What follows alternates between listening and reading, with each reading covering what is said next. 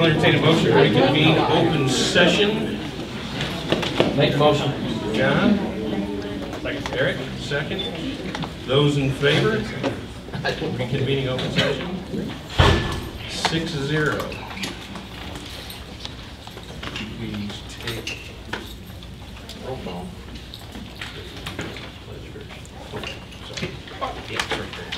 If you would please stand with me and join the Pledge of Allegiance. I pledge allegiance to the flag of the United States of America and to the republic for which it stands, one nation, under God, indivisible, with liberty and justice for all.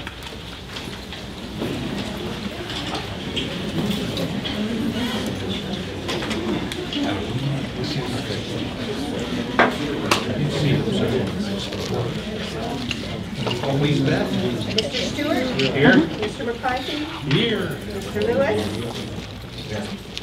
Mrs. Petrie? Mrs. Stevenson? Here. Mrs. Walker? Here. All right, we have some special recognitions.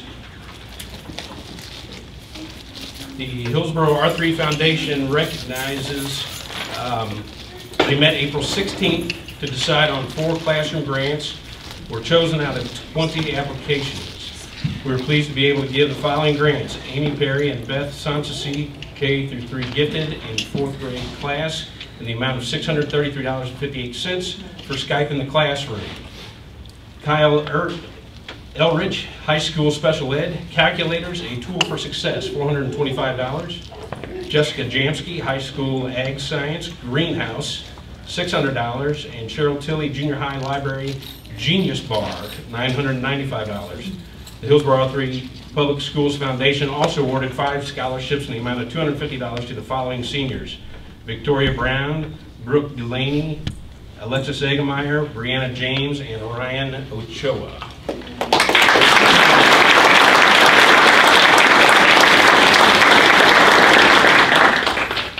And the board would like to recognize the following students for their achievements, achievement this year in state tournaments. Do we happen to have Aaron Dugan or Ryan Ochoa here? Aaron is already in state. Come on, Ryan.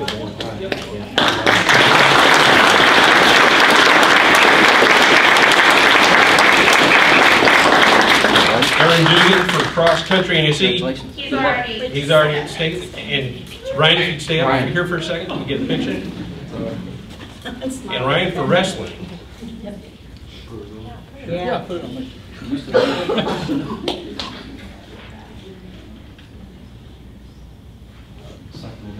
Okay.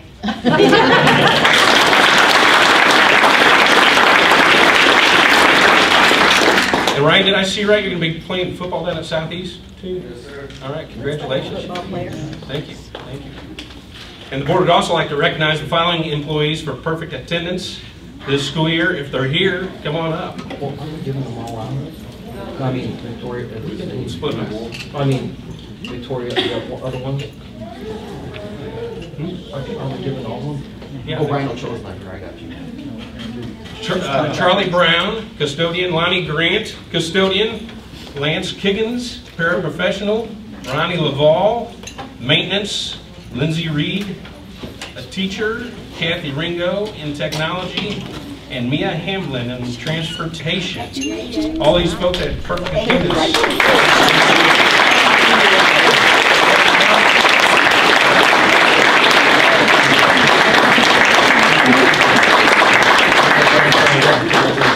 Appreciate your hard work and dedication.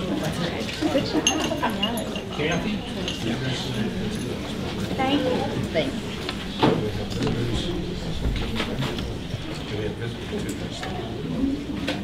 This gift.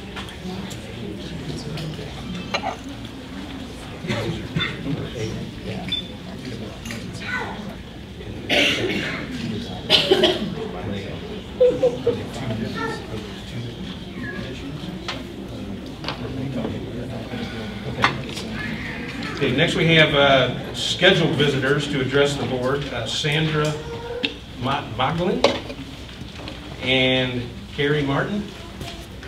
Carrie's not here. Did I pronounce your last name right, Sandy? Modulin. Motley, okay. And they're with the Hillsboro Touchdown Club and Strength and Conditioning Grant.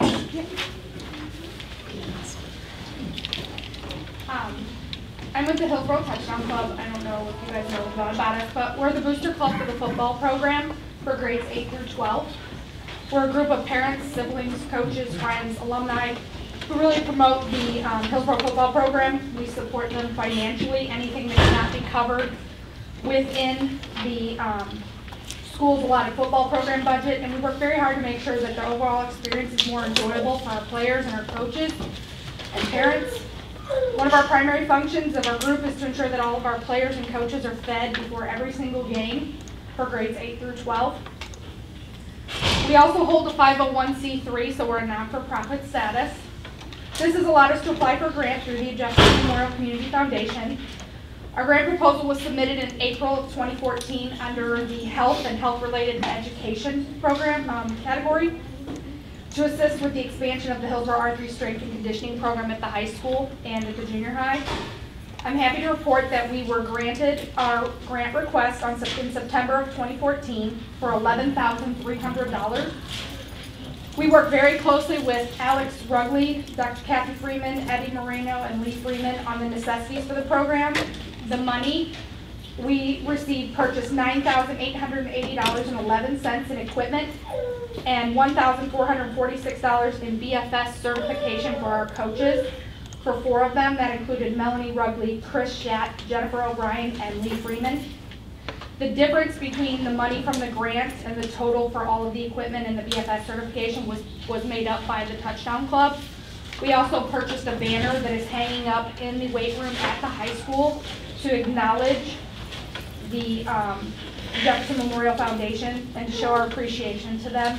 And we just wanted to let you guys know that that is hanging up if you guys have had a chance to walk through there and see the additional equipment that was purchased and put in that room and to help our students.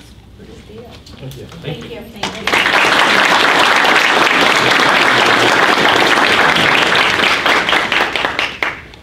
All right, next is sign-ups to speak to the board. We have 2 tonight. And if you, we will allow you 3 minutes to address the board. Please limit your comments to topics that are appropriate to bring before the board. The board president may interrupt you if your comments stray into an area that should not be discussed in open session. And the Missouri Sunshine Law prohibits the ability of the board members to respond to your comments. Consequently, it is unlikely that the board will engage in a discussion of your topic during this meeting. The first one is Mary Stevenson.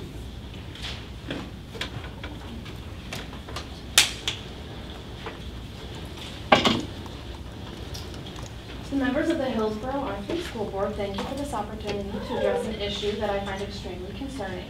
My name is Mary Stevenson, and I'm a first grade teacher in the primary school. I have been a teacher with Hillsboro for 10 years. And although I am not a Hillsboro native, I am very proud to be a member of this wonderful community when it comes to these hawks in my life. I'm educating them in our schools, raising them in my home, and most importantly, when I see them everywhere, whether it's the ball field, the playground, or the hallways at school, I love it. It was recently brought to my attention that our upper administrators, during negotiations, are trying to eliminate 4 of our sick days, leaving teachers with only 8 days to be either sick ourselves or care for our family members when they are sick. 8 days is not enough, and quite simply, it's just not fair. Unfortunately, my children and their illnesses do not care that mommy only has sick 8 days per school year. My adorable children, but definitely high maintenance in the healthcare department, also necessitate doctor's checkups with pediatric ophthalmologists, allergists, dental visits, all of which require sick days. My husband and I do our best to share the workload at home, and this includes taking turns missing work in order to care for our children when they are ill or they have an appointment. However, I still use nearly all of my sick days each year, whether it be maternity leave or now caring for my children. I'd like to share with you the definition of the word discrimination according to Merriam-Webster. Number 1, the practice of unfairly treating a person or a group of people differently from other people or groups of people. Number 2, the ability to recognize the difference between things that are of good quality and those that are not. Number 3, the ability to understand that one thing is different from another thing. Please think about that for just a moment tonight. I don't feel that I need to, but I'm going to mention the countless women who work for our district and are saving their sick days to utilize them for future maternity leave. Do we really think it's fair to discriminate against these women? Because I do not. I also feel that you should know this. We were told several years ago that we cannot leave an hour too early to attend a doctor appointment because coverage for our classrooms was an issue. We were told we must take a half day and request a sub, which, unless my children suddenly become ill at school, I've always done. And I know the staff in my building try to follow this, and our admin are really great at gently reminding us to do so. Now we're being told that we are using too many subs. This is not fair. We are following the protocol we were told to follow.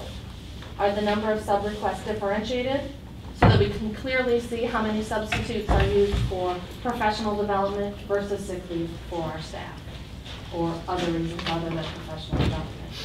I know that there's been much discussion in my building about professional development subs that are used and professional development that has not come to fruition. In the past 2 years, I've heard the phrase, "this is how they do it in bigger districts." Here's just a little nugget. I don't work for the other districts. I work for Hillsboro, where we take very great pride in our students, in our schools, and in our community. I've always felt respected by my employer, so please, don't do this. Don't take away these 4 days. I know that I'm not alone when I say that this feels like a very stinging slap to the face. It feels like my employer does not care about me. However, I give everything to what I do. Many of my hours at home on the weekends, grading assessments, compiling my lessons for the week, and such. So I just implore you to think about those things, because I know I'm not the only person who feels that way. I'm not the only one who could sit here before you and say this. Thank you. Sarah Sachs.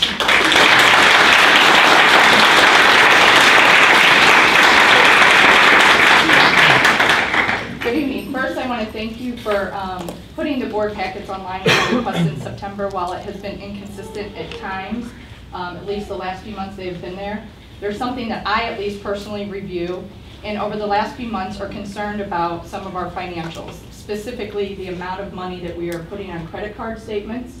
This month being nearly, I think, $49,000, and it fluctuates anywhere between, I've seen 40, 60, 80, high numbers.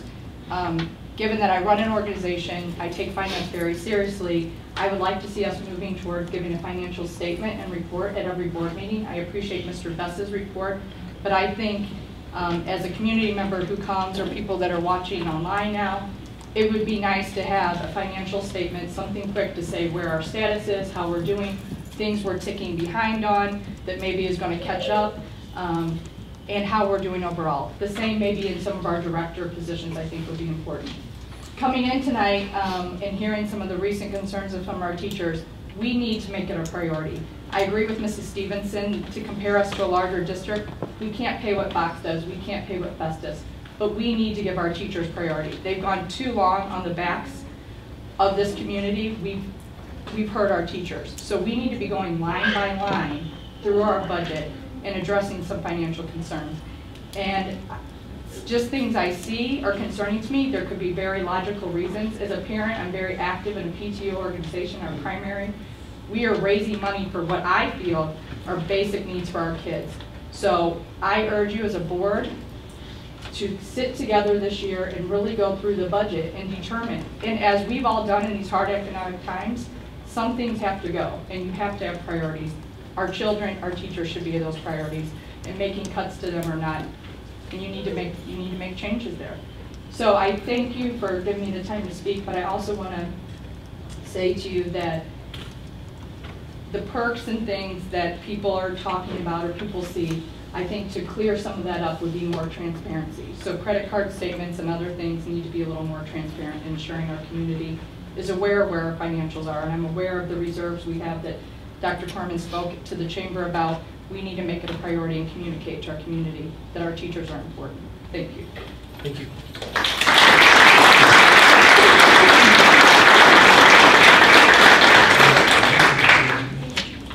Right, next is our action items by consent. I will entertain a motion to approve the consent agenda. Mr. Stevenson, is there a second? Second. Mr. Lewis? Those in favor of approving the consent agenda, raise your hand. Discuss. Oh, discussion. Questions? Well, when I looked at this, I was concerned about the attendance. And especially, we kind of go down there that the intermediate and elementary were really the only two buildings that met the 90% MSIP requirements. And I'm looking at the end of the year type of thing, the running log here. It did concern me that our senior class was 69%, and so I'm thinking, some of those days that we have allowed them to take off at the end of the year, or that type of thing, we might want to rethink that or relook at that, because 69% is, for one class, is pretty low. 9th grade meets 90% only. So it's just, I have a concern when I see the running numbers there that, are we running attendance logs so that we can process that? Is there attendance appeals, which I'm assuming there is? So that 69% was like, whoa, to me, a concern. But our money is based on it. Any other discussion on consent agenda items? Those in favor of approving the consent agenda, please raise your hand. 6-0, motion passes. All right, next we have our reports, superintendent's reports. Dr. Cornman. All right, I don't have anything to really add to the report that I sent home to you, but a couple of things I would like to update you on. Mr. Bess will probably have a little bit more information for you on the termite update at the primary building.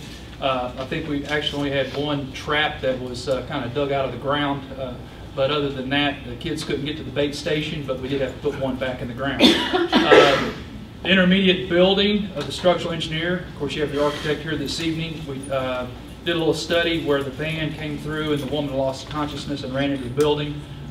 There is minimal structural damage to the facility, and the downspout had already been replaced. So I thank Mr. Bess and also Arc Images for their work on that. I would like to take this opportunity, if it would please the board, to recognize Deputy Drew Cruz. Drew has been with us for several years now, and we're very excited. I told him I was happy for him, but not really. Drew has been promoted to corporal, and he will no longer be our school resource officer. He's done a lot of great things. If you look over in the corner at the emergency supplies bucket, he was instrumental in that, as well as Jim Ramsey, and our maintenance guys going to get those buckets. So I really enjoyed working with Drew. He has worked very diligently to help us recognize the things we need to do to help keep our kids and our staff safe. So with that, Drew, I wish you the best, bud. Thank you very much.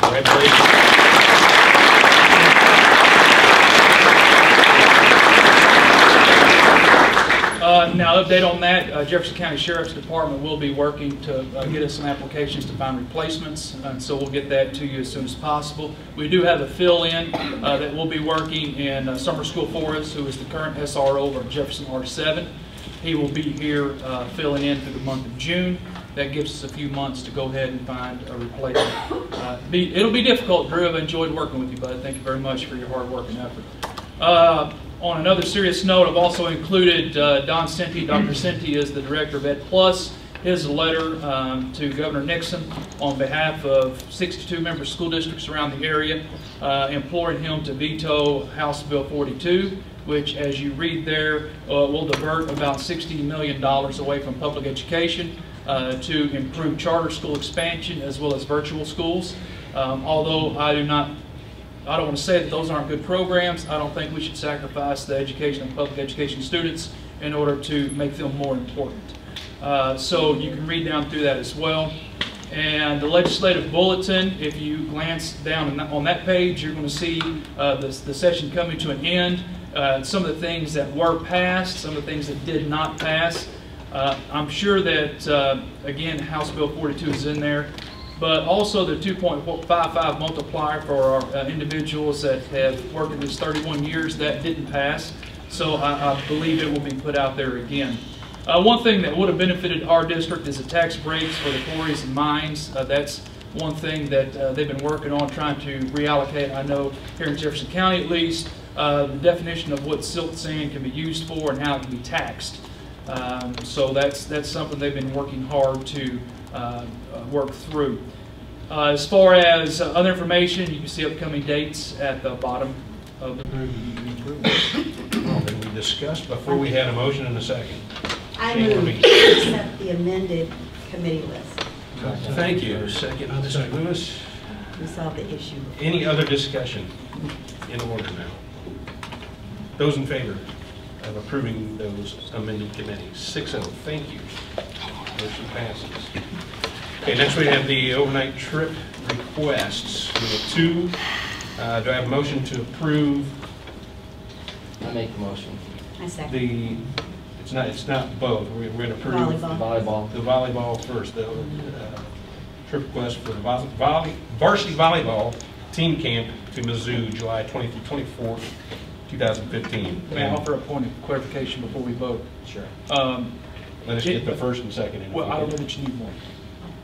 These are voted upon because, are these camps, don't talk about that, Mr. Mayor, for a second. Okay. They're not, these aren't the ones that are going to state. No, these camps, we did a form last July to approve all camps for the 14-15 school year. The only camp that needs to be approved this evening would be the July 20th through 24th camp to Mizzou, because the varsity dance camp, which falls in June 18th through 21st, falls within the 14-15 school year through June 30th. Okay. Thank you. You're welcome. All right. So we're doing a motion on the first one. Yes, sir. So is there a first? Do I have a Second. I second. Okay. We're ready to vote. These 2 are in here. Yeah. Yeah. First and second. So those in favor of approving the varsity, well, is there any discussion on the varsity volleyball? Yeah. Dan? Yes. No. Oh, okay. I already asked one quick. Okay. So those in favor? 6-0, motion passes. And so then we have no need for item C2 because that was previously approved. All right, so next we have the program evaluations for early childhood PAT, migrant ELL and homeless, and gifted education, and we're going to do these all together.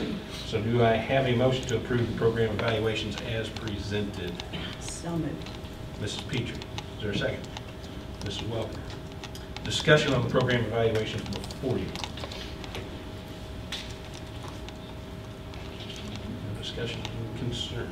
Hearing none. Those in favor of approving program evaluations for early childhood PAT, migrant, ELL, and homeless, and gifted education, please raise your hand. 6-0. Motion passes. Thank you. Okay, next we have policy second reading approval. Do I have a motion to approve policies GBC, BC, GCBDA, GDBDA, and rescind policy GDBE with the effective date of 7/1 of July 1st. Do I have a motion? Translation. Translation policy. GD. What is it? Oh, here What's they it determine? Which one is GD. What was the first one you mentioned? GDs. GBCBC? Is staff absences and tardiness. Pardon? That's a new policy because they've taken. Is that new or is that amended? No, No, that it's is a new new one. because Okay. they've taken some away from the others. Okay. And made a new policy. Oh, wait. Yeah, okay, that's right. And GDBE. What are we doing? So this is the second reading.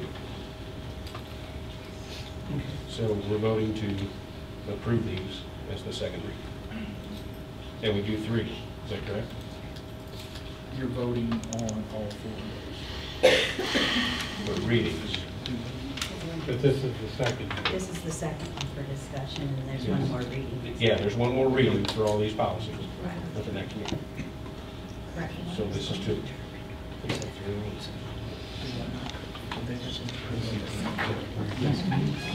So, We need to have some direction on there. So Okay. not necessarily a vote, but I think you're voting that you've seen them a second time. so Do I have a motion To bring it back up for the third time? for the second? This is the second This is read. the You're second approving read. that you've had a second read. Then it'll come to you a third time for final approval. And tonight we get to discuss it. Right, because we need some Okay. clarification. Right. So I need a motion before So the moved. discussion. Mrs. Petrie. Mr. Stevenson, second. I almost did. Okay, discussion on these policies. All right, there's just a couple things I want to call your attention to individually. In particular, policy GCBDA. That's G, George, Cat, Boy, David, Alpha. In that particular policy, and that will be on page 6, item D, letter D, the board needs to determine, when this came through policy committee, the policy committee didn't want to make this decision because technically it is a board decision on the use of the word entitled versus permitted. A district employee shall be entitled. MSBA is recommending removal of the word entitled and use the word permitted to use sick leave during the period the employee receives worker compensation. If you read all the way back up in the reference portion of this section, MSBA tells you that it is possible that a person can gain over 100% of their actual pay by using leave time coupled with the workers' compensation time. So they're recommending permitted be changed, entitled be permitted, and they're discouraging, it needs to be, you can't use your leave days on your FMLA. That encourages employees to heal and to come back to work to receive full compensation. And again, that's outlined by MSBA under the attorney comments, page 1.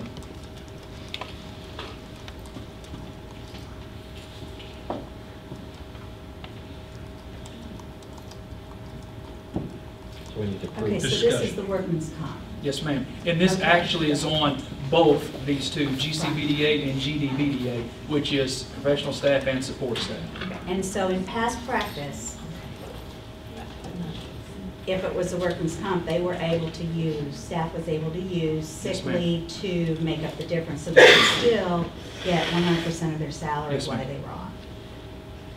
And so this policy is going to change that, and we're going to workman's comp only 75% Yes. salary. That is, well, That's I'm what- saying, yes. I know, but that's what the policy is saying. I'm just Correct. clarifying. Yes, ma'am. That's what the policy is saying, to go to, And from I'll offer this point of 100%. clarification. This is not Aaron Cornman's recommendation. Right, This is I know. MSBA This is- directing the board on what this issue is. But if I read it right, it's, they would be permitted to use sick leave during the period of workman's comp to make up for the lost time difference. to make up the difference to 100%. Right, and that's what, Couldn't exceed.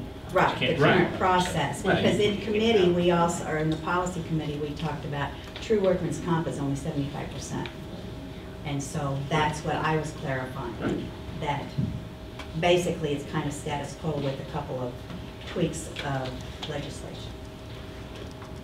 Yes or no? So it's allowing the leave, but it's capping it at 100% of the Right, Correct. exactly, Right. which that's what Right. what's always been done. And that's what the Right. practice has been. And again, that's, Right. MSBA's contention is to promote healing of the employee. It is, of course, what I discourage is coming back when you're still hurt, because that doesn't help Right. anyone. But again, that's, If I'm making more, when if I'm making more, if in I'm making the home same than when I'm I'm at sitting at work, home, then- what's the encouragement of coming back to work? That's what the attorney is explaining in that policy. Any other discussion or clarification on that one or any of the other policies? So Mr. Murray, scroll up to page I wanna 1 so clarify we can this. read the attorney comments. if we're only going to use workman's comp then, and not any of their sick day time, and that employee will only receive 75% of their pay. Point of clarification, they can use like the first 2 or 3 days before workers' comp kicks in, but after that, they get 75%. The workman's comp is 75%, but we're going to permit them to take additional sick leave to make up the other So they 25%. can. So they will be 100%. Okay, that's what I wanted. They can to be know. made whole if they want to be made whole. Okay. They don't have to use their sick leave to make up that other 25%. But they have a choice. But they may. All right. That makes sense. then. Yeah. So, sure. I've got the attorney comments.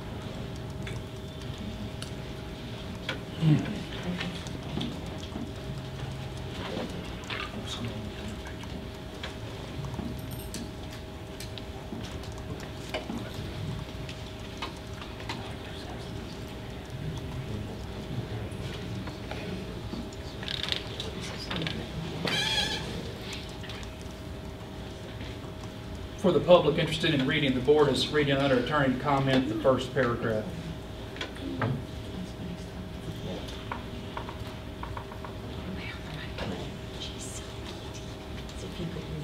If you can read that. But according to this, I mean, according, but we're capping it at 100%. The issue right now is they can get more than 100. This is going to Right. Exactly. And so that's what this change is doing, to limit to 100%. Okay. Any other discussion or questions on that policy or any of these others here? No? Okay. So I have the motion second on the approval of the second reading of policies GBCBC, GCBDA, GDBDA, and rescind policy GDBE with effective date of July 1st. Those in favor, please indicate by raising your hand. 6-0. Thank you. All right, next is the change of building start and end times. Do I have a motion to approve the recommendation of the administrative team that all district buildings use a uniform 6.4 hours per student per day of student attendance for the 2015-16 school year and beyond, with the recommended start and end times as recommended? Okay. There you go. The recommended times is recommended. Dan first, John second. Discussion. The resident mathematician, Mr. Heath Allison, appreciate him and all the building administrators working this, and Kathy Ringo. Where's Kathy? I know Kathy was here a moment ago. She is the guru when it comes to this, and we greatly appreciate her. The increments, right, Mr. Alice, can all be added in 3-minute increments, correct? And with the change in the school calendar, we need to add 3 minutes to gain that additional time that is needed throughout the school year to meet our obligations, which is listed currently under the background information on the, in front of you this evening, as well as the rationale and justification of need. And then you see the recommendation there. Basically, it's bringing everything more uniform, adding 3 minutes to end of the day. It does not extend the teacher workday by 3 minutes. Teachers will still leave at their normal time. So, for example, if the school day, right, Mr. Allison, school day is over, 2 o'clock, teachers were leaving at 2:30. They're not going to leave at 2:33 now. They're still leaving at 2:30, even though school goes to 2:03. That's an example. Any discussion or questions? So does that affect like student supervision / contact time at, I know the buses with primary, elementary, they switch back and forth. Are the elementary and primary students already in the building prior to the beginning of the day? Like the 8:40, are they in their classrooms and they're under supervision? So I guess my question is, instead of adding it to the end for those grades, that since they're already being supervised,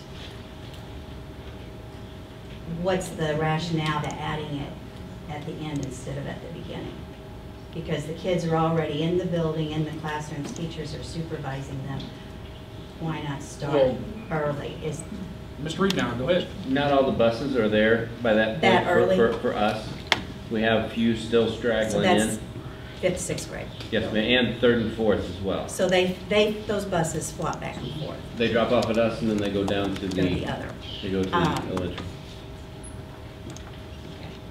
So it makes it more consistent and at the end for us. It does.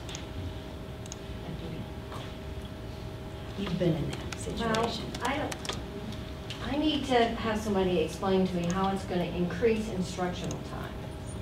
It says it's going to do that by, what, 2.2 hours for the year?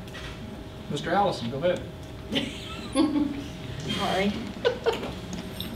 By getting rid of the 9 half days, you're really only losing 9 times 4 hours because you're not getting credit for the full day on those days. Okay. But we're picking up additional days that are not full days. We're going more full days than in the past. Okay. And by doing that, you end up with 2 more hours. By adding the 3 minutes. If we didn't add the 3 minutes, you wouldn't. Okay. Well, and I'm thinking, as a teacher, if you're adding 3 minutes to the end of my day, I'm not instructing at the end of the day. I'm packing kids up and getting them ready to go home. So that's not instructional time, really. That's just kind of holding their hand, passing the time. According to Basically. the way attendance is tracked, the instructional school day is the start of school and the end of school. And that's the instructional day. All right, I get that. So that's basically, we could have put student attendance hours or student attendance day. So I guess the word instructional could have been taken out, and the word student attendance, we're trying to increase student attendance by 3 minutes in order to gain some hours. But we're also cutting down the number of days the kids have to come to school. Is that correct? We're going to 168 days versus 174 days. That is correct. And by extending that 3 minutes, you're gaining that time you would be losing. Okay. Still, as a teacher, from a teacher's perspective, I don't feel like I'm gaining anything. I'm going to have more time to work with these kids. I feel like I've lost some time, but we tacked a couple minutes on at the end of the day, which is a non-productive time of the day. If I could, let me, and just because I had heard this through the conversation being on the calendar committee. Okay. And that, but on the secondary level, junior high and high school teachers, on those half-day PDs, so the kids are only there for a half day, they run through all 7 classes in half a day, and so there's 20 minutes. Secondary is different than elementary, however. Right, exactly. And, and I understand it. and And so that will increase on those full days. for those Good. days, for Yeah. the secondary people. Yeah, because, I mean, absolutely, because if you've got a So full that's half class. of your population. Right. Where Mrs. Petrie talked about adding it in the morning, where that's where we really do the bulk of our work. As an elementary teacher, I'm seeing heads shake. And there are a lot of times when kids are sitting in the cafeteria, they've been dropped off really early. It's a non-productive time where if they could be in the classroom 3 minutes earlier, that might be more productive. Does that make sense? Or do you see So what you're I'm saying increase of 3 minutes for the secondary on the end and the elementary on the front, Maybe so. the primary? For Well, the elementary. let me look down at the administrators. I know. Are all of your kids here in the building at the same time to start school Well, 3 minutes earlier? But you'd have to change the buses. The transportation, speaking for, They'd have to come. I talked mostly to Debbie, transportation was our biggest concern, because if, It's always. Well, the buses are waiting. They drop off that first round and then they wait to start the second round. So if they could start 3 minutes earlier, then the kids would be there. Yes, ma'am. One thing to consider at the primary age for some of our little guys and gals who are just starting the school system, 8:50 is kind of a stretch getting there on time for some of them, for a small portion. And to bring it 3 minutes early doesn't sound like much, but when we say get them here by 8:47, I might have just a little bit more chronically tardy attendance for those who get brought by their mom or dad. But that's just something to consider. I'm not saying it's a large portion, but for our kiddos that are chronically tardy, they might likely be less tardy if they didn't have to come in earlier than they already are. Do you have a large tardy problem at the elementary primary building? Really? It's not a child problem. They can't help. Well, I know, Sure. it's the parents, for sure. Sure it is. Like the same buses. We do have students, I wouldn't say it's a large problem, but we do have students who are chronically tardy that we encourage. Just like in any building. And have breakfast. Well, and one of my concerns was over the years, has anybody actually tracked like student contact supervision time of that last drop off the primary building that's always the last one to get dropped off? Because I know like storm days are special, that everybody gets dropped there for an hour or so, or at the beginning of school, they run later. But on just the regular day, is student contact supervision time different for those primary teachers versus the other buildings? Because of, okay, it says the bus is going to be there at 3:39, but let's document, is the bus really there to release those kids at 3:39? You know what I'm saying? And has documentation taken place? Well, I think that's a transportation question. and something that we can very easily look into. And I'm not, I mean, I know first part of school and storms, those are special cases. But on the regular day-to-day business, at 3:39, can those primary teachers leave their students for the buses, go back to their classroom, and prepare for the next day? I would say no.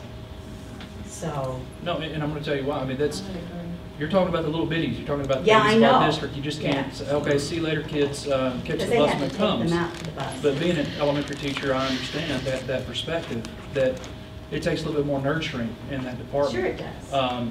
I mean, I understand the perspective of the administrators. It's kind of hard to tell parents the school day is going to start at 8:37. It's a lot easier to say the school day starting at 8:40. Correct. You know, when we add the 3 minutes to the front end, it's easy to have odd minutes on the end. But it's a little more difficult to say we're starting at 8:37. I understand that 100%. But, you know, the equality of student conduct and supervision of your staff in that building versus the other buildings of the district is my question concern. Okay, how would you like for us to justify that? Make the buses get there earlier, run the route sooner? You're the kick superintendent, you solve the problem. Well, that's a difficult problem to solve, Director Petrie, just to be honest with you. Well, and I because- just want, if you've really documented it over the years at some point. Mr. in the Martin, what are your thoughts? Primary building, have you documented it? Yes, ma'am. I told you we can't do this. As transportation director with 29 of our big bus regular routes, I can guarantee the buses to be at Mr. Reed Hour and Mr. Postrex buildings at a certain Correct. time. But with loading our intermediate, loading our elementary, getting across 21, sometimes it takes 3 tries to get through the slide. There's no guarantee, you made reference to 3:39 here at the primary.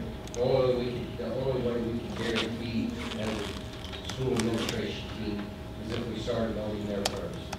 Which isn't good for the And I hate, that's passing the buck, but that's the only way I can, you know, say that. You know, we can guarantee to be at our elementary and our intermediate buildings at a certain time.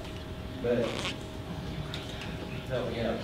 I mean, probably out of 5 days, we'll have a parent that'll call in at 3:12, I need my kid off the bus, or 3:25, why isn't well, nobody called us. So we have to hold the buses, we have to find that kid, and it delays things. And so out of probably 5 days, that happens at least twice. Wow. And So so you think you're of running donuts against or that. something So- special? How many days during the week would you say that the dismissal bell is run late? I would probably say 4 or 5, Normal dismissal was what, 3:25? 3:25. So the bell would ring on an average at what time? 3:26 to 3:30. And there were many times when it would ring later than that. Correct. Okay. The thing about having it on at the end of the day, at the beginning of the day, you can't guarantee all the kids are going to be there. Well, If you have it at the end of the day, you guarantee all the kids are I there. see that. So, It just, I worry about not I mean, I feel like as a teacher, you're losing 5 days with the kids, which teachers are already under the gun to get material covered and be ready for map testing. And if you're taking that away, they may have a longer Thursday or a longer Friday, but I fear that our kids are going to be the ones that lose that instruction time. Even though on paper it looks like they're getting more, I think reality they won't be. One thing, I think, I was just looking at the calendar again, but this year, we had 162 full days. Yes. Next year, we'll actually have 164 full days. So we actually have more full days and we only have two-hour releases. 68. We'll have 166 full days, 2 2-hour early release days. Right. So I think it sounds kind of like we're getting a lot fewer, but we're really getting more quality full contact days than we are releasing on that half day. And that's not arguing the point with the 3 minutes, but just as far as the full days are concerned. And it goes back to our parents, especially on our CSIP committee. That's one of the things I know Mrs. Zaharsky was there about, our kids getting out half days, that last the half day, that's always on a Friday. What's attendance look like? If you remember those conversations we were on our committee. What about the parents? It's hard to schedule. You know, we got a half day. It'd be great if we just eliminate those. So we took that into account. I see some teachers agreeing to that. We get rid of those half days, but what's more important is we're keeping teachers in the classrooms, because our teachers being pulled out for PD and professional development during that time frame is actually what cuts into your classroom instructional time. So what we're trying to do is put our teachers where they can have meaningful job-embedded staff development that's not impacting student attendance. In the 3 minutes, you know, that's what we're going to have. And what I say to you is, if this calendar doesn't work, I guarantee the calendar committee will change it next year. And that's one thing I want to point out too. I know the discussion has changed around a little bit, but the calendar is approved and set. So right. We're doing 168. We're just looking at the start and end times. And like Doc just said, it's a.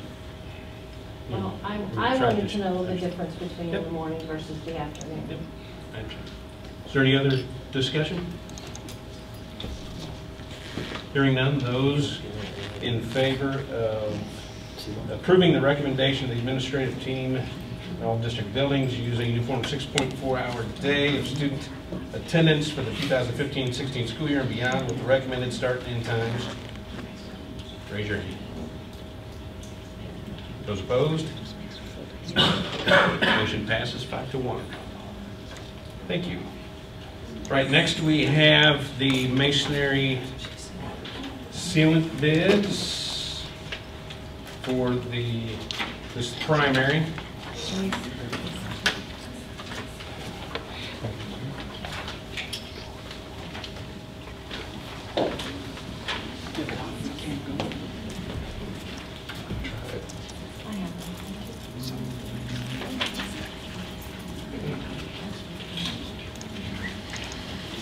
We'll try to get the document camera going so the public can take a look at this.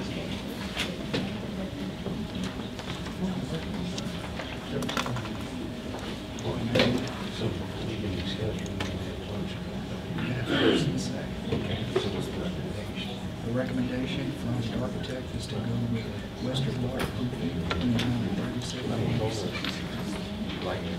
that is also the recommendation.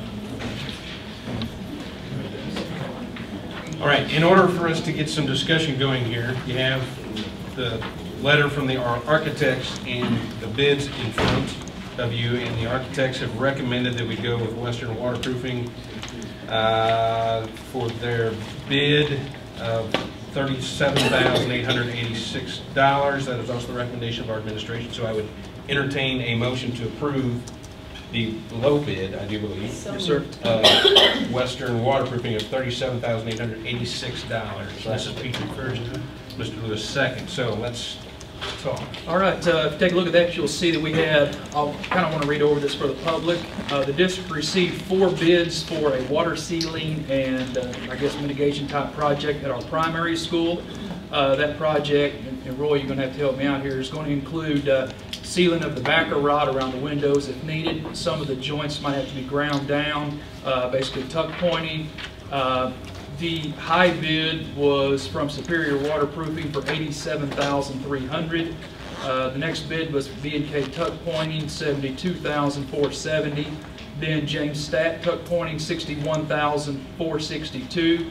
And Western Waterproofing, $37,886. And I tell you, when we cracked open this bid, Ray and I were kind of dancing in the office there, so excited, and Roy was telling us to calm down because that couldn't be right. The board agreed to, was it 90, help me out, Mrs. Ginch, 2 or 95,000? It was in the 90, it was 90,000, right at 90,000, because we were going to do the high school project. When the board brought Arc Images on board, they said that the primary building was a bigger issue. So, Roy, you might want to visit this a little bit. Roy called and checked. Go ahead, if you would, please. Real quick, as Doc had mentioned, that when we open the bids, we're going, there's got to be something wrong, something missing here, because usually when you get a low bid like that, there's something that's there that's not correct. And so what I did is I went through and I called them directly, called the manager of the project, and had a long discussion with him saying, hey guys, you know, you're considerably low than the other guys. Have you missed anything? Is there anything that we need to make sure that is still, you know, not in there that you misinterpreted or whatever? He said, you know, Roy, I understand, and that was one of my concerns as I opened it up and understood. So I went back and I checked, and he tells me that, no, we have everything covered. We feel that we've got the entire project scope based on the documents that were submitted for bid, complete and contained in our bid process. I asked him then to forward a document or an email that states that, and that should be in your packet too, that correspondence from them that states that they believe that they're complete and full on their bid. I then called 4 references that we received from them that were very similar type projects, which I noted on there. And every one of them, except one, but all of them gave them rave reviews on very professional. The guys in the field did their job complete, were very conscientious of the projects. I had no complaints. One guy did say that the only problem that he had was with a project manager on his particular job. Had messed some things up, but that guy is no longer there because during his job they had let him go, and so that problem was not. They finished up the job very well. They stood behind their work and did what they did.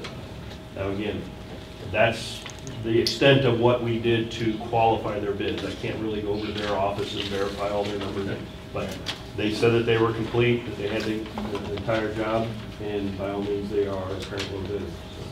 Oh, and if you look at the unit prices, their unit prices are lower to start with. Yeah. So. And it's strictly an assumption, is, you know, they do this every day, day in, day out. They probably got a system down to where they're in and out, and they do a quick job, and that's their business. And they've honed it to a science to where they can come in and do it for a good price. So let me ask you something, Roy. If we get into the project and, I mean, assuming we bid Western Waterproofing here and say we get into the project and all of a sudden they go, wait a second, right? We did miss this. Okay. And they come and say, well, what we have is, you know, we have their payment performance bond that they will have, and we will be your advocate as far as if it's on the document and it says for them to do that, they're liable to do that. If they don't do that, then we get into some legal negotiations, and what we got to do, we got to do. But I think from what I've investigated and I've heard, they'll stand behind what they're doing. If there's a gray area or something, we will have that discussion. We will make sure that it is very clear that it wasn't part of the scope, but we decided it is. We'll make sure that happens legitimately, and you'll see all of that process. But I think you're good. Any other questions? My only question is, that money has to be allocated for facilities, the 90,000 now? Yes. I mean, okay, so my question is, can you give us, I know originally George was wanting to do the high school. That's where this all started 2 years ago. Right. So we got bids, and then I forget what happened, but we fired our. It didn't work out well, right. Well, we got you guys. Okay, you guys said no, your primary's worse. Right. Which, I mean, shame on, you know, the facilities for not knowing that. But I mean, is there? I know there's a ton of things on our report, but I mean, if they're already here and that's a higher need, I mean, should we go out for bid again for the high school and try and get it done the same time? You know, personally, I think what we need to do with the facilities group is gather again and revisit the list of priorities. Sure. Because it's been, you know, 6 to 8 months since we kind of really started that process. I think we need to revisit that a little bit and then determine which one is the highest priority. Right, so we still have two big things, like the throw or the switches at the switch box at the junior high. But more importantly, I guess if you can't have electric, you don't have school. That really would hurt a 168-day calendar. Yeah. But that drive down at the junior high is horrible. But we have got to fix that driveway. Yeah. So And maybe we can use that leftover 50,000 to fix our parent We're not drive gonna be at able to fix the junior. switch gears. Now, No, that's going to be. I'm going to redirect us back to our waterproofing bid. I agree. I would discourage spending all that money just yet. Wait till we get through into the project in case something does come up. We decide, oh, we uncover something that nobody saw. I mean, I some guess of those things. my only question was, is that we just keep putting it back? I mean, it's not, we're gonna lose it? No. Okay, good. It's in Fund 4. Got it. Any other discussion? All right. No. Well, I gotta read the motion. So we have a motion and a second to approve the recommendation of Western Waterproofing's bid for sealing the primary school, cleaning and sealing project at the primary school for $37,886. Those in favor? 6-0 passes. Thank you. Item number H, approval of the server bid. Do I have a motion to approve the bid of Worldwide Technology to purchase a Dell Compellent SC4020 district level stand storage area network server for $33,990.07. I'm entertaining that motion. Mrs. Petrie, is there a second? Dan, second. So we have a motion and a second. Discussion on the server bids. Our IT man has it, his friend has it. You got anything to add to, Mr. Murray? No, I really felt good about the proposals when they came in. Really excited about the Dell Compellent. That's one of the hot items out there right now. I think it's a good move for the district. Any other discussion? Okay, those in favor of approving the motion to approve the bid of Worldwide Technology to purchase a Dell Compellent SC4020 district level SAN server for $33,990.07. Raise your hand. 6-0, motion passes. Thank you. Moving on to item number I, in the fiber network. Do I have a motion to approve the bid of Telewiring Incorporated to replace the network fiber for the primary and the high school for $25,431.12? Beth? Eric, second. Discussion on the fiber network bid. One thing I do want to make the board aware of, this dollar amount is under the assumption that our fiber has a good conduit to be pulled through. As I reported previously, our conduit from the primary to the high school we know is good. That's not a concern. It's between the intermediate and the primary that we're not able to verify that, and we won't know it until we start pulling the cable. Now, and that was beyond the scope of this bid. I assume part of that's under 21? Correct. So. And we've had construction on 21 multiple times since that fiber was put in.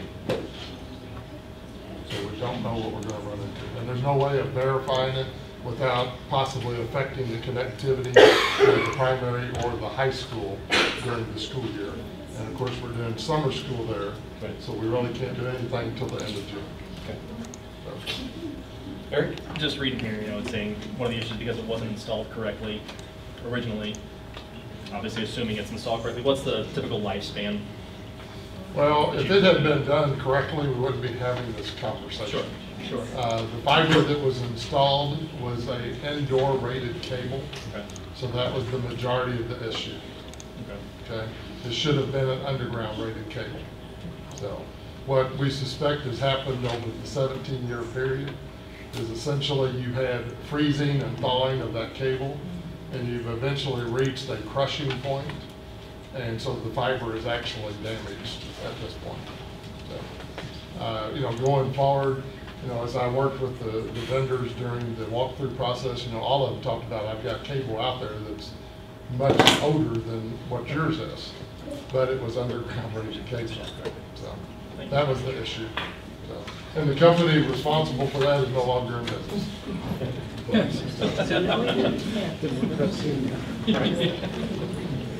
Any other discussion on the fiber network bid? Hearing none, those in favor of approving the bid of Telewiring Incorporated to replace the network fiber for the primary and the high school for $25,431.12. Indicate so by raising your right hand. Or raising your hand. That's fine. Sorry. I'm not going to pick on lefties. Motion passes 6-0. Okay, next we have a JAG program grant for the at-risk program. Do I have a motion to grant permission to file a memorandum of understanding with JAG Missouri, which stands for Jobs for American Graduates, to implement 7th through 12th grade at-risk formal program for the 2015-16 school year? Mr. Stevenson. Second by Danny. Okay, is there discussion? We have Mrs. Morrison and Mrs. Dix here this evening. They would like to speak a little bit about what the JAG program is. Does the board, no one talk about it? You don't have to. I mean, we can read it, but I wanted to include you if you would like. Yeah, we just definitely wanted to be here if you had any questions. We feel really, really excited about this program because we do have an at-risk program in place, and we have a good solid foundation, but this is something that's been in place for 30 years and has been successful, and so just to have that curriculum and that program to address the whole student and to really kind of make those connections that maybe we're lacking a little bit in for those kids and make them advocates for their own education and see the value in it as they go on, and to have that support 7 through 12 that's consistent and even after that. So we just wanted to answer any questions if you had it. We should have called it an incentive instead of a grant. There isn't. It's an incentive to start the program, so we'll have those goals that were outlined in there, but there isn't, you know, something where that wouldn't come or be taken away or anything. Any questions for the ladies or discussions? Hearing none, those in favor of approving to give permission to file a memorandum of understanding with JAG Missouri to implement 7th through 12th grade at-risk formal program for the 2015-16 school year, please indicate by raising your hand. Motion passes 6-0. Thank you. Thank you, ladies. Thank you. And next we have the Hillsboro Foundation audit. Do I have a motion to approve the Hillsboro R3 Foundation audit as presented by Messer Tax Service? So moved. Ms. Petrie and Mr. Lewis. Any discussion? I assume they do this every Thursday, correct? I wish they would speak to it. And there's nobody here from the foundation. All right. Any discussion? Hearing none. We have a motion to approve the Hillsboro R3 Foundation audit as presented by Messer Tax Service. Those in favor indicate by raising your hand. 6-0. Your hand. Sorry. Gotta quit that. All right. Next we have the CSIP first reading. This is the first reading, so no action is required unless that is the desire of the board. So, CSIP, I assume you're going to enlighten us? Yes. Are we going to get a hard copy? Do what now? Are we getting a hard copy? I can get you one. Oh, no. There's one right. This, what we want to do, part of the CSIP, we had, as you read, I guess, I am here. I hope Mr. Murray can pull that up there. We had several, I think around 33 individuals that participated in the development of the CSIP plan that ranged from administration to support staff to parents, teachers. We had a great turnout. We had about 8 meetings that spanned between October and April. And part of what we wanted to do as a committee was, at the direction of the chair and co-chair, Dr. Isaacson and Mrs. Rain, was to develop a survey that we sent out and posted on our website to talk with parents on what they felt were goals, what we were doing well as a district, and what we should identify as areas of concern. So as you kind of glance over this, we had 423 respondents to this survey. What we asked parents to do was to rank in order what they believed to be the most important need of the district, all the way down to what they felt were the strengths of the district. So kind of as you glance through this, I just wanted to bring this as an FYI for you. We've put the survey results on the district website for any community member or individual seeking Hillsboro schools as a potential destination of employment or residence. To talk to them about thanking first the thank you letter to the community for the participation. It's important to us to get that community feedback, and you'll see that the factors that they feel are most important when judging Hillsboro schools is quality teachers, staff, administration, nurturing, supporting environments, and up-to-date curriculum, which is what we take serious as a district. Factors that have the greatest impact: the parents' rated parental involvement, and then students' belief in his or her own ability to learn and to succeed, as well as the home environment. I'm not going to read through all of this for you or to you, but I just wanted to highlight a couple of things that parents felt that we could do a little bit better. I see a couple of parents back there that run the committee. I thank them for being here. Ms. Loveland's back there, and can't see all the other faces. What I also want to point out to you is on page 2 about how we can maintain appropriate instructional resources. The public, those individuals that voted, said we need to have salaries for our staff equal to or greater than surrounding districts, additional support personnel to assist teachers, and focus on safety and security. Strengths: 88% of the respondents agree that the buildings are clean and adequate for learning, so we appreciate Mr. Bess and his crew. And as you see, several of them are here with 100% attendance in the district, so they take their job very serious. 88% agreed that their students' teachers are good teachers, and 81% responded that they agree that their child feels safe at school. So, again, that goes to those individuals that work diligently to keep our schools safe: Jim Ramsey, all of our administrators, our teachers, and Drew Cruz. Areas to address: 21% disagree that bullying is not tolerated, 18% disagree that discipline is fair, and 14% disagree that curriculum is engaging and challenging. So, which is, as you see, there's quite end of the spectrum there, because quite a few believe that we're doing a great job with curriculum and instruction. As you glance down through here on page 3, and again, I apologize. Oh wait, you have it up there, huh? Okay, thanks, great. All right, so on page number 3, as you glance down through there, we've put the respondents in demographics. We wanted to show the board and the community how many people responded to this survey and what was their demographic, what grade was their child in. So you can see we asked the question, how many of you have kids that go to school here? How many of you are employees that work here? How many of you are employees who have kids that go here? And how many of you are just community members? And what's your perception of the school? So as you can see, we have kind of a wide, I guess, genre of respondents. Only 14 people responded that resided in the district but didn't have any kids here in the last 10 years. Going on page 4, you'll see a building representation, which I was very pleased with. How many parents or patrons participated that had where their kids were, and you see a pretty healthy breakdown there of our respondents. Learning Center had 8, so we're excited for that. Next, page 5 just really talks about the students, how students are represented. How many kids do you have attending the school district? So whether you have 2%, 11 people said, I don't have kids here, because that's the same community members that had a kid here in 10 years. But there are some, you see, that have that 1 and 2 children that attend our school district. How often do you help your kid understand content he's learning or she's learning at school? Items that are ranked importance, and this is where we read that first page. This is on page 7. It talks about what's important to the community and to the staff, which, as you glance down through there, we tried. This was not the order of the survey. We just took the highest and flipped them around. So you're seeing here, this was not necessarily the direct order of the survey. All right, like I said, I'm not reading all of this. One thing that's very important to me is on page 9.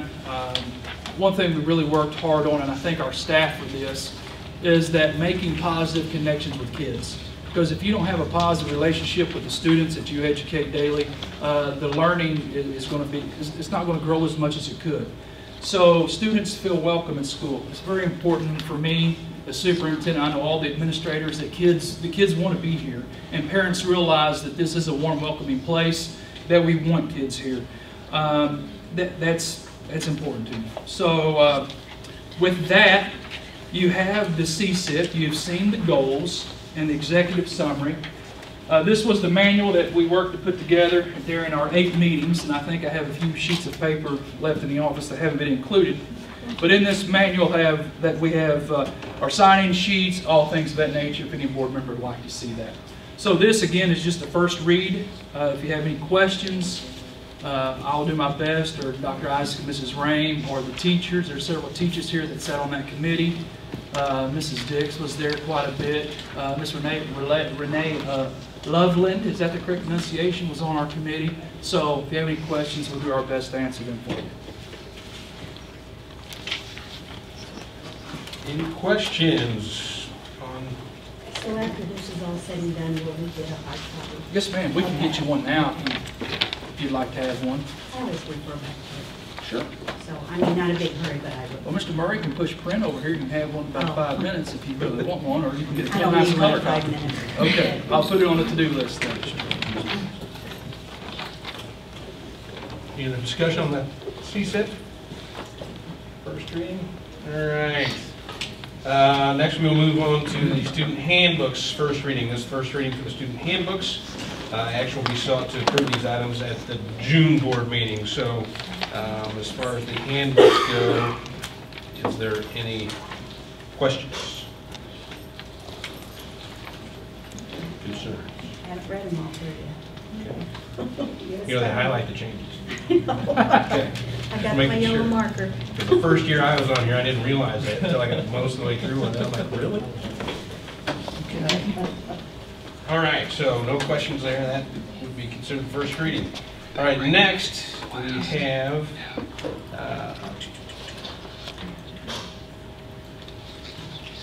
sorry, I lost myself here. Yeah, I'm just trying to get the right place here. All right. Policy BBFA first reading. Do I have a motion to approve the changes to policy BBFA as presented by MSBA so the district can be in compliance with Senate Bill 719? As its first reading. Yeah, it's first reading. Correct. Mr. Lewis, your second.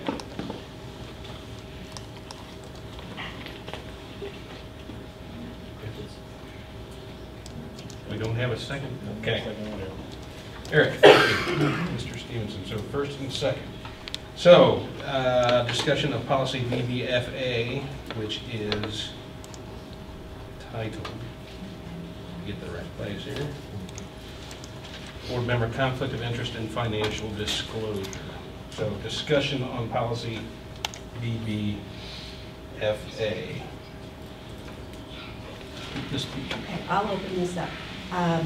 I would like to see more restrictions within our nepotism policy than what we currently have and what that particular policy has. I know MSBA recommends this, and after talking with some of their lawyers in meetings, nepotism is not illegal.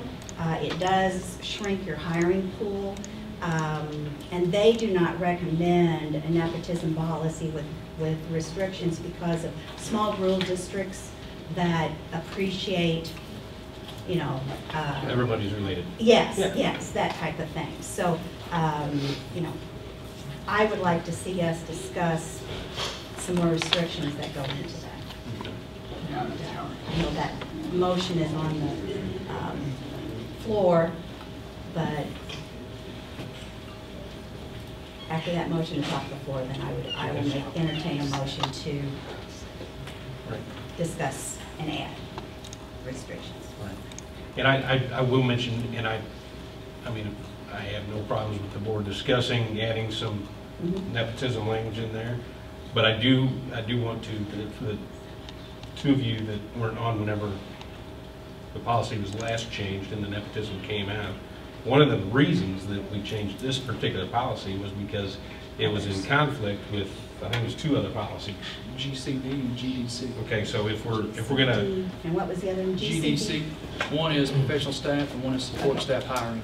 GCD and GDC. GDC. Okay. Just and so if we're going to consider, you know, adding some language to modify that, We need to do it as a whole package with Right. all 3 policies. And I don't have a problem with it. I just don't want us to get in a situation where we've got this policy that says we're doing this, and these Right. 2 that say we're doing that, and they're in conflict with each other. So that's, I agree. yep. What So, were the two again? Those- George David Cat, George Cat David. Okay.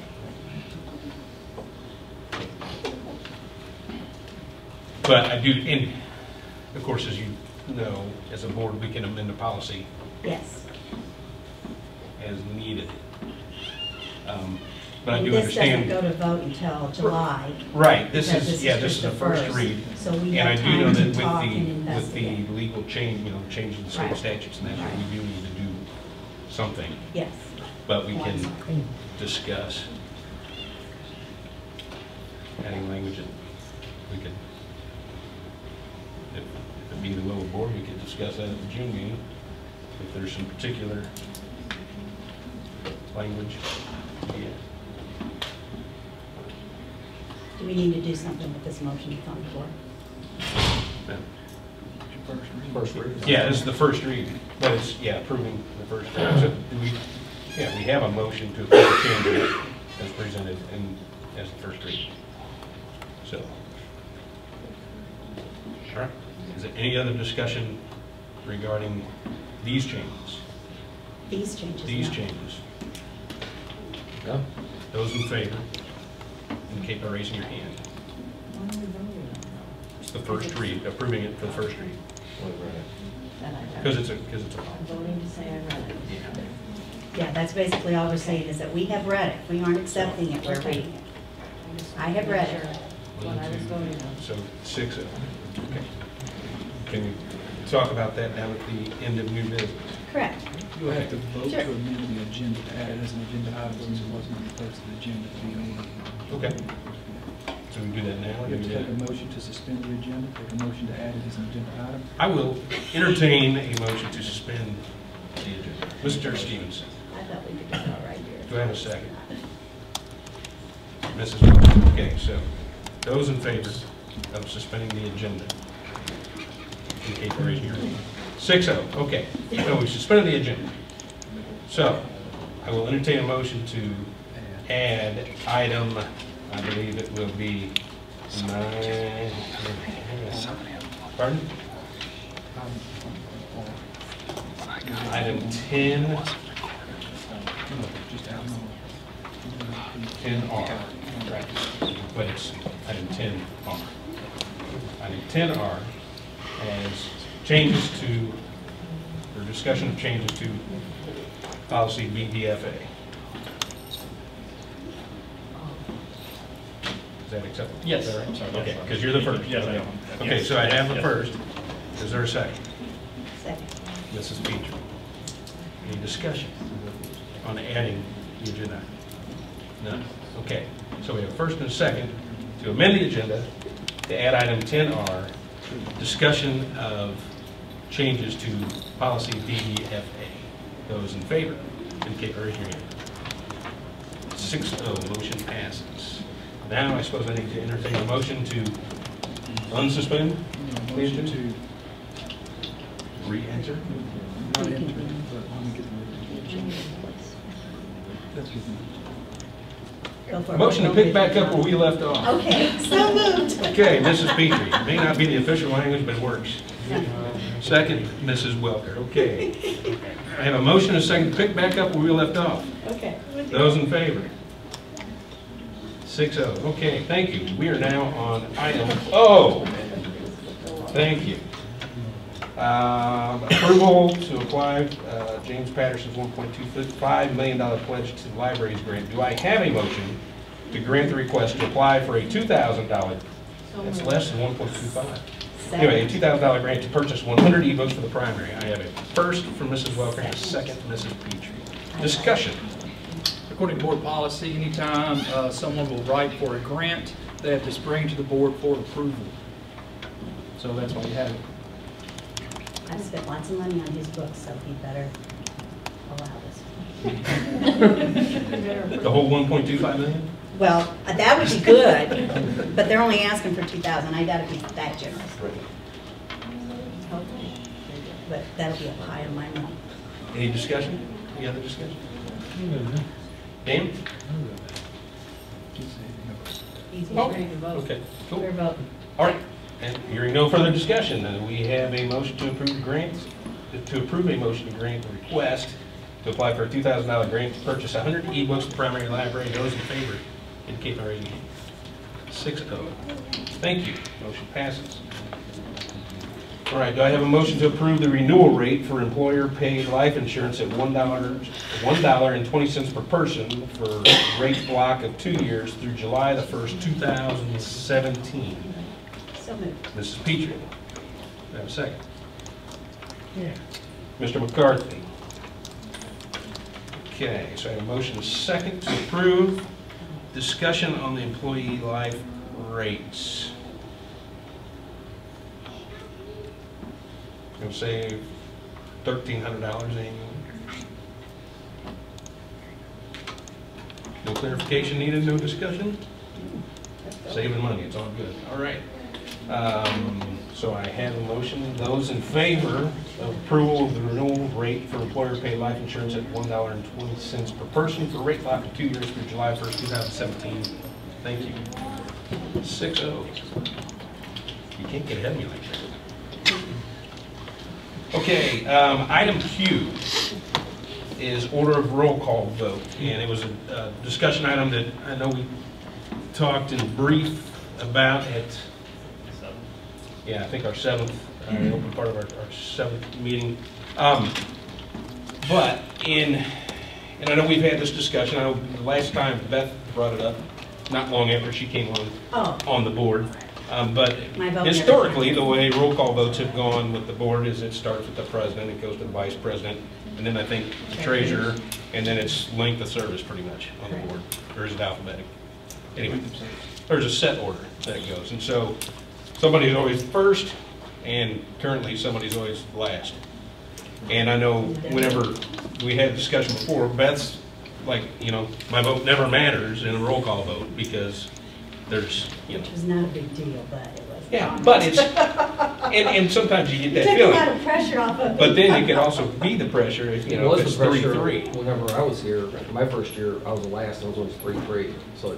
Lucky you. So you were deciding first. It shouldn't be that way. I mean, that's what we're talking about. Yeah, I know. And so one of the ideas that I discovered at the MSBA conference last fall down at the lake was, and I was sitting in a parliamentary procedure session, was the guy who runs it is the parliamentarian for MSBA, and he does parliamentary procedure throughout the United States.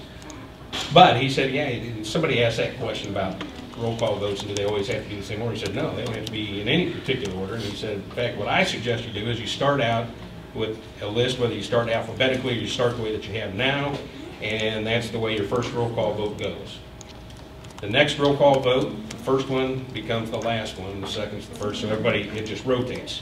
And so through each roll call vote, it just rotates to the next person starting. And not to overwhelm Beth, the easy way to do that would be to have a spreadsheet or a Word document that's just got all the names, and so in order repeatedly, and so you just scratch through who voted that first time, and so the next name is the one you know is the next roll call vote. So, and I'm fine being the first vote all the time if that's what the board wants to do as a whole. But I think it would be, spread the glory. Well, you don't always want to be last. You know, Last sometimes. I mean, it would just, yeah, it would just add, I think it would be more fair. So, what do y'all think? I have no problem with that, but my question goes to Beth, because you're the one that's going to be more affected by anybody. I mean, I always thought it was a great idea whenever, I thought it was a bad idea whenever I was the last person. Yeah, it was sensitive. And I talked to Dr. Maynard at the time. I said, you really need to be the one voting last on sensitive issues, you know, since you're the president. And I'm not saying you need to vote last all the time, but I do like the idea of rotating it to give everybody, because it could totally change the flow. You know. So, I say, let's try it. Any other thoughts? I mean, if, we don't have to vote on this, because we can just do it. Procedure. Yeah, and we can try it for, Let's try it through the summer and, yeah. And well, if anybody's got a big problem with it, we can discuss it. yeah. I don't know what difference it makes, but go ahead and try it. Okay. Cool. All right. So now we have item newly added 10R, discussion of policy, of changes to policy BBFA, board member conflict of interest.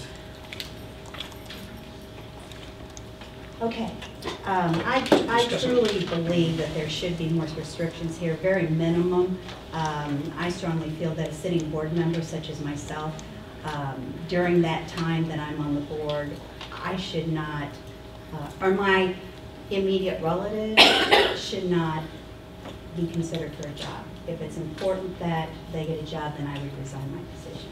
So that there's no, even if I am out of the room, you know, not involved in the hiring process, not involved in the committee, to me there's still undue influence because, you know, my name's on this little plaque. And so that is my beginning thought process. I truly feel that a sitting board member should not, to the 4th degree is fine, of consanguinity and affinity. That's, you know, a starting point. Okay. So I'm, you know, throwing that out there for your opinions, attitudes, etc. Is that, would that, I mean, are you just considering a new hire? Or are you considering if, and I'll just, Correct. Your daughter works here, and so That's I'm just right. going to use her as an example. And so if as your long- daughter's in a position at the primary, Mhm.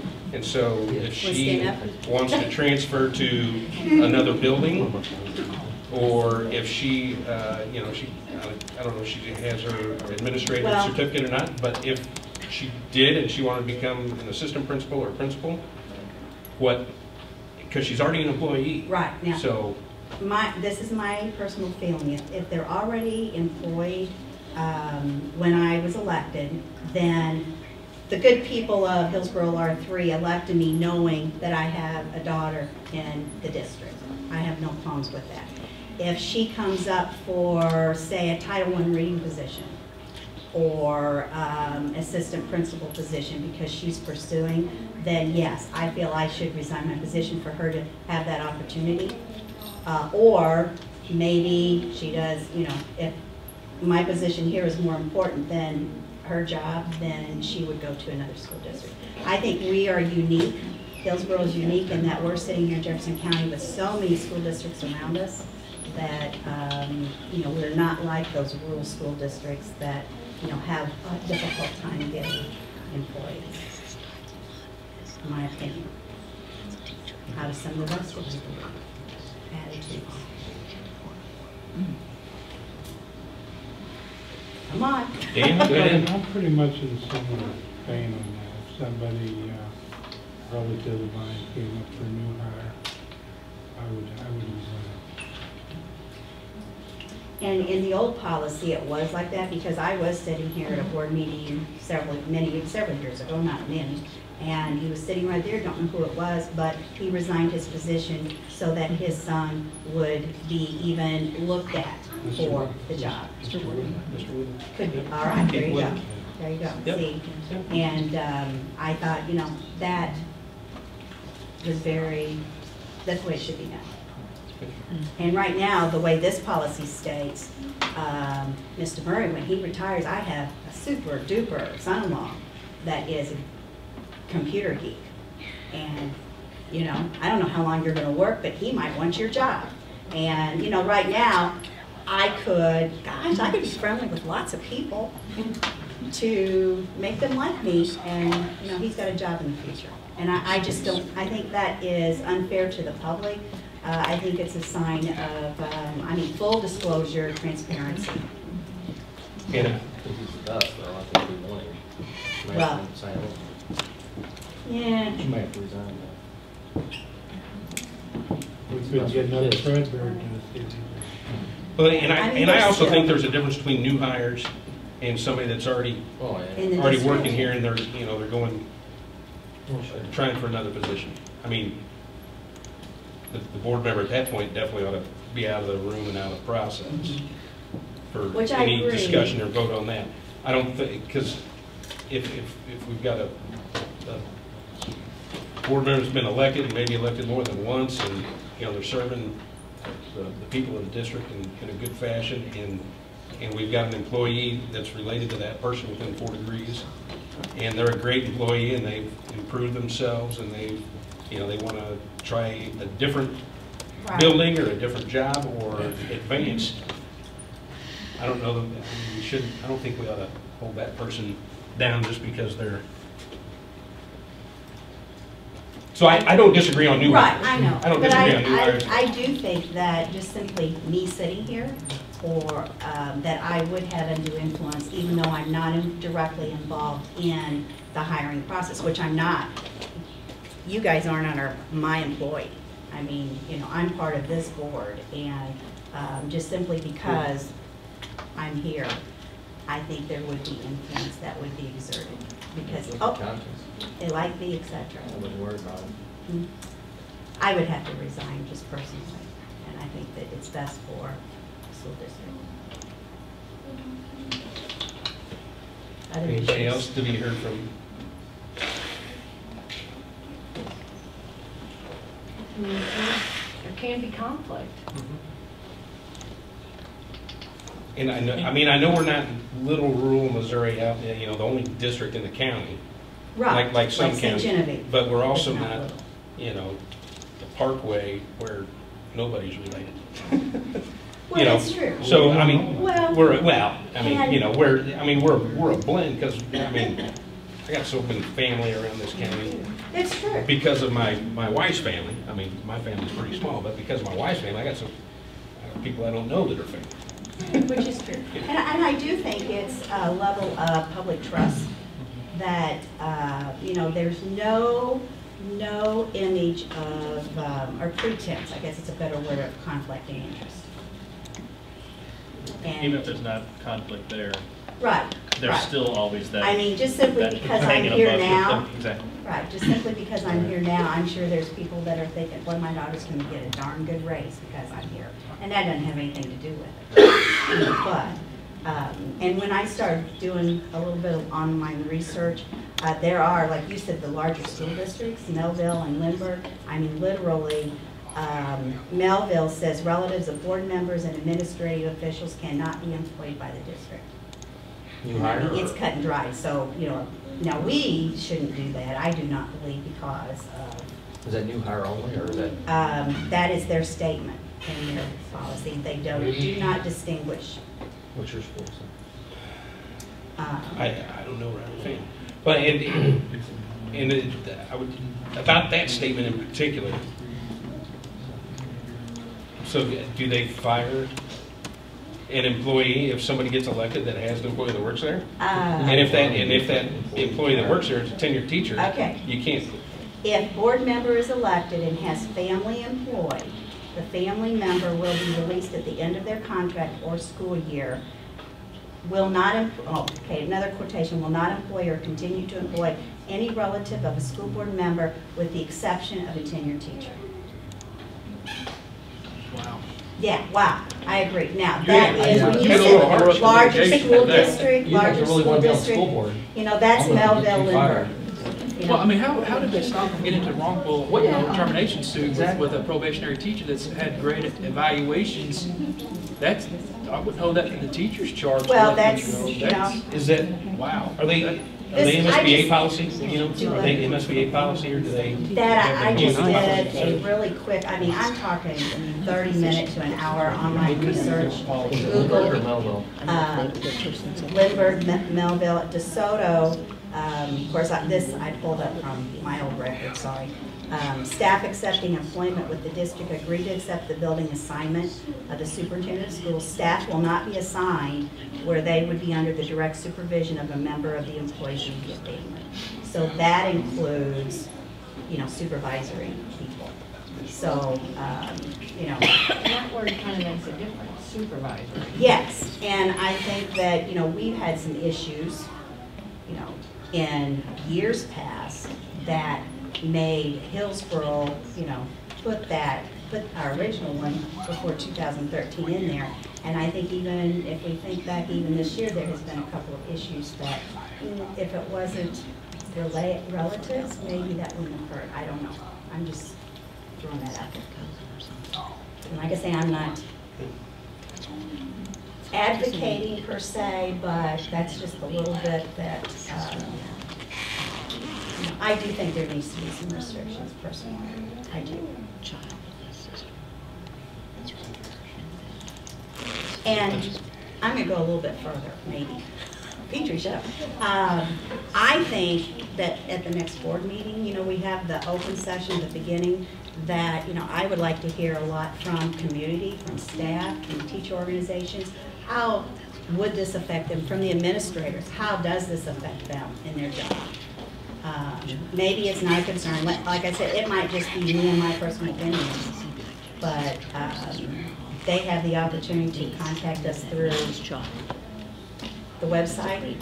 You know, I would like to maybe make that opening time next June a little bit more flexible, so that you know, we might have more than just a few people talk about it.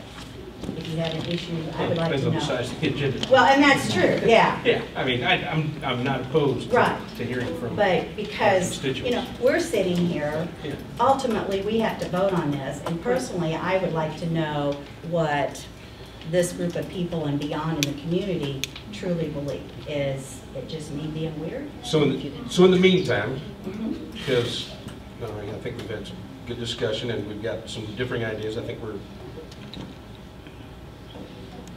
pretty much in agreement on part of it, I know. But how about if we ask MSBA to provide us some sample language for, number one, if in some different scenarios, some sample language to not have, or for new hires, not being related to board members within the fourth degree. And we can do another sample that's no new hires being related in current employees, not what? Our new board members. So current employees of board members, you know, how not tenured, are not what? Not allowed to transfer, not allowed to be promoted, or yeah, I mean, because there are times when it may be necessary to do a lateral move that is, well, and here's another wrench. So say there's an issue with, you know, say my son was here, and there was an issue with him, and I'm on the board, and Doc needs to move him. So does that exclude Doc from moving him from here to there as an administrative decision? Like a transfer? Does that exclude that? Because that has nothing to do with the board vote. That's, I mean, say that say my son had a problem with a coworker, or he's not doing well in this building, working with this particular administrator or this group of folks in this building. So Doc wants to say, okay, let's try it over here. Maybe this is a more appropriate. So would that exclude that? I would think that my opinion, and again, just strictly my opinion, that if it's a lateral type move, you know, they've already gotten that position before you were on the board. So if you're just going from building to building or grade level to grade level, that's a lateral. But if you're actually changing positions, I would think that would be different. So a second group of language might be something about the new hires and current relatives employed are not allowed to any job change except a lateral. I asked Scott Summers that question. You know, is there words that he could share on this particular topics? Because I wanted this for my own information. I really strictly 100% my own information for the next couple months' discussion. And his response to me was, every district requires their own custom language because of what they want to do, and he had nothing to share with me. That was his response. But who's been there longer than Scott? Who's the one that's been there a long time? Well, Kelly Hopkins is the executive. She has had a knee replacement, and so she's currently out of the office. So that's how I got switched from Kelly to Scott. Do we have any, I mean, are we assigned a person? We have a policy person, Kathleen Atwood, that is our policy writer, but after the policy is drafted, the attorneys offer their custom language. So basically, it's two people working on that one policy, if that answers your question. But you also so would we be able to do this? Ask them for like two or three Yes. different sets of language, say Yes. this is what we want to look at? Yes. And they'll probably send us 3 or 4 different schools. Is typically what they do. Okay. And then you can take from that and draft your own policy. Or should we, so instead of just saying, give us this type and this type, should we just say, give us the spectrum that you have Say in from MSBA, board members through supervisors, nepotism whatever. policy? Yeah. That would probably be easier. Because basically, I asked that question hoping that I would get a response, and his response was, you know, they don't share custody, so good luck. Really? You know, it might work coming from somebody else. Because I did try that. So, does that sound acceptable to everybody? We just get the spectrum of what the MSBA. And maybe we ought to just, I mean, you know, I'm spouting here, but, you know, am I the only one that believes, Dan spoke up, so there too. But is there enough of us that are interested in making that policy more strict? It seems to me there is. Okay. So, if you would contact MSBA and ask them for the spectrum of nepotism policies. And then, yeah, we're going to have to realize that depending on how we select that, those other 2 policies, we're going to have to. So for the June meeting, I'm guessing we'll have the spectrum. Yes, sir. And what I will do is not give you all 20 pages of their policy. I will give you that paragraph. Right. And then we'll have to cross a line with the other 2. The other Correct. 2. Because all 3 basically. Depending on what we decide. Because whether my daughter is a teacher or a parent or a bus driver, right. You know. And then we'll have to, of course, send that to your attorney and MSBA for legal comment. But we don't have to act on this until, well, definitely July, that would be 3rd, but we really don't have to have it done until September, correct? No, actually, you don't have to have it done until next April when elections take place. I mean, you have a while. Oh, I thought it had to be. July 1st is the cutoff. Well, this one says by September 15th. Correct. We have to readopt this by September 15th. BBFA has to be sent back into the Ethics Commission by September. Right. So, I mean, but we can, you can send what you have. We can approve this, and as we're having our discussion on what to do with this, then we can And once it's revised, like in October, November, December, whenever you revise it, we send that updated copy in to the Ethics Commission. And I'm very serious about hearing from community, whether it's through email or next meeting. So, and it's on tape. So if somebody in the community wants to hear, everybody smile. We're pretty. All right. No further discussion? All right. That was the last item on the open agenda. So I will entertain a motion to recess open session for purposes to enter back into executive session. So I have a motion by Mr. Stevenson, I have a second by Mr. McCarthy. Roll call vote starting with Mr. McCarthy. There you go. To go back in? But I called roll call. I called it. Mr. McCarthy. Yes. Mr. Lewis? Yes. Mrs. Petrie? Yes. Mrs. Stevenson? Yes. Mrs. Welker? Yes. Mr.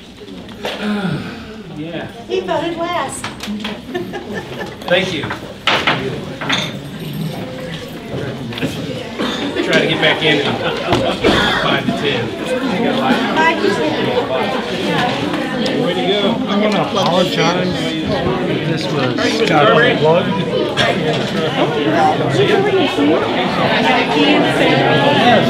Do what? Yes.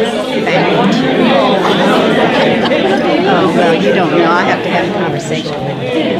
That's transpired last week. This is okay. Now, here's the problem. Yeah, that's the calendar.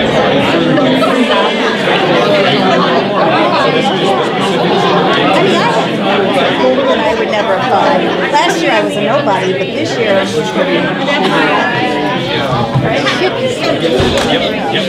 He doesn't like it. I almost called you today, but I'm stressed.